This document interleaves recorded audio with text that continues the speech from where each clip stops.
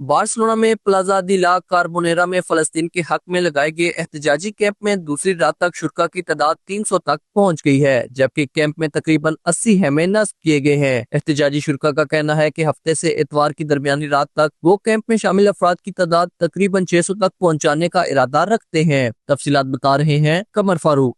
गजा का इसराइली मुहासरा तोड़ने के लिए जो बार्सिलोना से फ्लोटिला समुद्र गया था, उसको इसराइल ने वहाँ पर जितने भी समाजी कारकुन थे उन सबको गिरफ्तार कर लिया।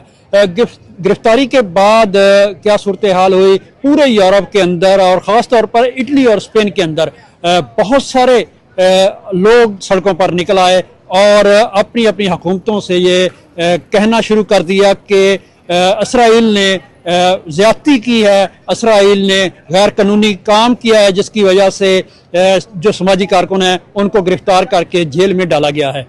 अब बार्सिलोना के अंदर क्या सूरत हाल है? इस वक्त मैं बार्सिलोना के सेंटर में खड़ा हूँ। यहाँ पर बहुत ज़्यादा तादाद में आज रैली भी निकली है, जिसमें हुकूमत का कहना है कि तकरीबन 70,000 के करीब लोग थे, जबकि जो मुंतज़मीन हैं उनका कहना है कि तकरीबन 3 लाख के करीब लोग बाहर निकले और फ़लस्तीन के लिए आवाज़ बुलंद की है।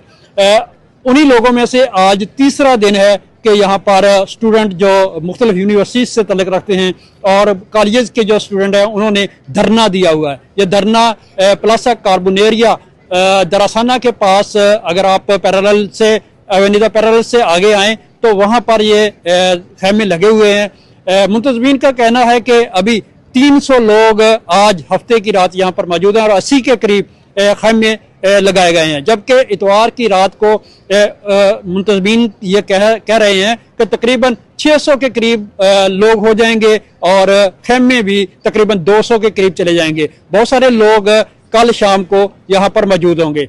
यहाँ पर मैंने देखा है कि बहुत सारे नौजवान लड़के और लड़कियां जिन्होंने खैमे लगाए हुए हैं और सिर्फ एक ही डिमांड है कि फ्री फ़लस्तीन, और फ़लस्तीन में जो लोग गए हैं गजा का मुहासरा तोड़ने के लिए उनको रिहा किया जाए, उनको वापस स्पेन भेजा जाए।